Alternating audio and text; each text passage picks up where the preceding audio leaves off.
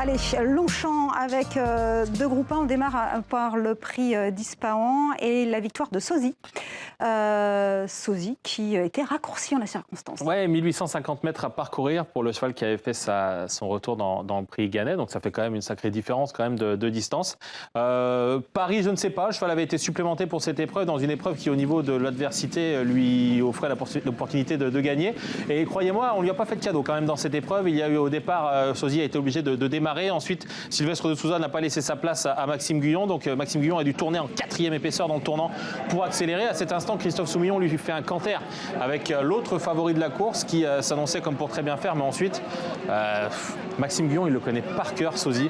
Il a su exactement qu'au moment où il aurait équilibré Sozy, il allait lui le rendre pour finir. C'est un cheval de tout premier plan, Sozy, qui finit à une vitesse absolument incroyable. Et comme disait Maxime Guyon au micro de Léo Gane, si l'arrivée aurait été au deuxième poteau, il se serait véritablement envolé. Pour finir, moi je préfère croire Maxime. Ouais, mais... Dites-moi. Non, mais Sozy, c'est quand même un cheval particulier. Il est extraordinaire parce que vraiment, il a un changement de vitesse foudroyant des 300 à 100 mètres. Mais déjà, pour le lancer, il se met un peu de côté. Quand il galope avec une petite action. Et à peine il a eu prendre l'avantage, alors qu'il volait dans les partiels sur l'autre, il aurait dû prendre 5 longueurs. Et à peine il prend l'avantage, il se relâche. Et ouais, c'est un cheval qui est quand même extrêmement particulier dans son genre et dans son talent.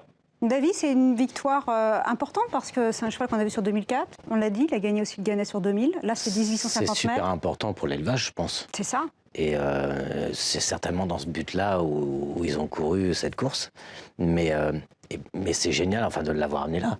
C'est un travail d'orfèvre, quoi. Parce que c'est pas évident. Il y a des réglages quand même à faire. Surtout qu'il était réputé pour être particulièrement lourd et un cheval un peu... Oui, mais alors lourd mais réactif, je veux dire. Oui. C'est pas un train de marchandises. Hein.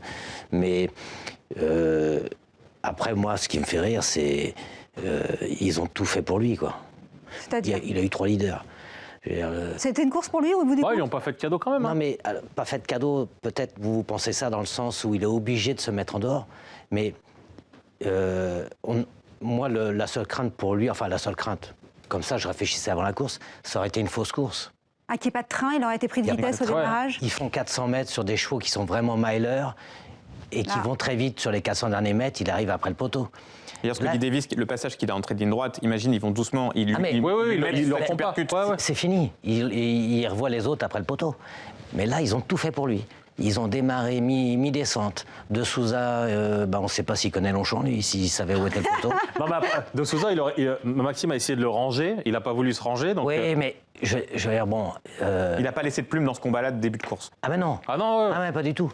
Et au contraire, ça a gangréné un peu le fait que les autres se sont dit qu'est-ce qu'on fait, on y va maintenant. Quand on regarde ça comme ça de l'extérieur, je crois que Sozy, même en 3e épaisseur, il les croise pour finir. Non, mais ce qui veut dire, c'est qu'il aurait pu être pris de vitesse, ils étaient tombés sur bien sûr. Que là, c'est pas le cas. Il fera partie des favoris de l'Arc, non? 2 courses dans l'année de groupe 1, déjà, au niveau des engagements, ça s'est magnifiquement passé. L'Arc est encore assez loin. Vous avez l'air de réfléchir il a un point, alors pas un point faible, parce qu'il n'est pas incapable de faire une grande performance, mais c'est un cheval de... Il est magnifique quand on est en bon terrain. Et l'Arc, statistiquement, c'est quand même une course qui se déroule relativement avec un terrain bénéfique. Alors attention, il est quand même 4e de l'Arc l'an dernier. On ne peut pas dire qu'il est mauvais en bon terrain. D'ailleurs, le Grand Prix de Paris s'était mis à pleuvoir aussi. Mais je pense, peut-être il peut avoir progressé en vieillissant, que le terrain est un facteur. En revanche, avoir réussi à lui donner cette vitesse qui lui manquait un peu à 3 ans en courant ces courses-là, quand il va revenir sur 2004, ça va probablement lui avoir fait le plus grand bien de courir ces courses un peu plus de vitesse. Votre avis? Oui, bon, après, je pense que là, aujourd'hui, c'était un vrai objectif. Ils l'ont fait, bravo. Hein. Après, ce qui va se passer...